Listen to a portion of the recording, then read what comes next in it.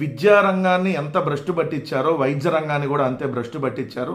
ఈరోజు ప్రజలకి అత్యంతగా కావాల్సినటువంటి ఏంటంటే విద్య, వైద్యం.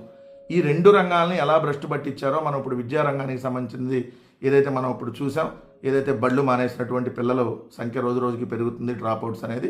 ఇప్పుడు వైద్య రంగానికి సంబంధించి చూస్తే సిబ్బంది లేకుండా సేవలు ఎలా, వైద్యారోగ్య శాఖను వేధిస్తున్న మానవ వనరుల కోత, 35,000కు పైగా ఖాళీలు ఉన్నాయి. ప్రజారోగ్యంతో ముడిపడిన కీలక వైద్యారోగ్య శాఖని మానవ వనరుల కొరత వేధిస్తుంది. ఖాళీగా 20.3% పోస్టులు. వైద్య ఆరోగ్య శాఖలో రాష్ట్ర వ్యాప్తంగా ప్రస్తుతం 20% పోస్టులు ఖాళీగా ఉన్నాయి. మంజూరు పోస్టులు 1,76,000 కాగా అందులో 35,841 ఖాళీగా ఉన్నాయి. ఫుడ్ సేఫ్టీ రాష్ట్ర కార్యాలయంలో 279 పోస్టులకి 6గురితో నెట్టుకొస్తున్నారంట. అంటే 279 మంది పనిచేయాల్సిన చోట 6గురే ఉన్నారు. మరి వీళ్ళన్నీ ఎందుకు భర్తీ చేయట్లేదు అని అంటే ప్రభుత్వం ఉన్న ఉద్యోగస్తులనే తీసేస్తున్నటువంటి పరిస్థితి. ఇంకా కొత్తగా ఎక్కడ ఉద్యోగాలు ఇచ్చింది? ఉన్నటువంటి ప్రభుత్వ మెడికల్ కాలేజీలను ప్రైవేట్కి ఇవ్వాలని, ఉన్నటువంటి ఉద్యోగస్తులందరినీ తీసేసి ఇంకా కొత్తగా ఎక్కడ ఉద్యోగాలు ఇస్తారు? దీనివల్ల వైద్య ఆరోగ్య శాఖ ఏమైంది?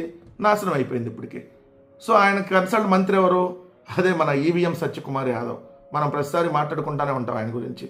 ఆయన ఏం చేస్తాడు పాప, మన నియోజకవర్గంలో ఒక ఊరి పేరు చెప్పి ఇది ధర్మవరం నియోజకవర్గంలో ఈ ఊరు ఏ మండలంలో ఉందంటే చెప్పలేడు. పిఏని పిలిచి ఏంది ఈ ఊరు మన నియోజకవర్గమేనా, ఏ మండలం ఒకసారి చెక్ చేసి చెప్పు అంటాడు.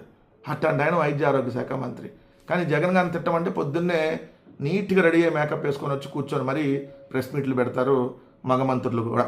ఇది పరిస్థితి. వైద్య ఆరోగ్య శాఖలో ఖాళీలున్నా భర్తీ చేయనటువంటి దుర్మార్గమైనటువంటి పరిస్థితి ఉంది. వైద్య ఆరోగ్య శాఖ ఆల్రెడీ ఎప్పుడో భ్రష్టు పట్టిపోయింది.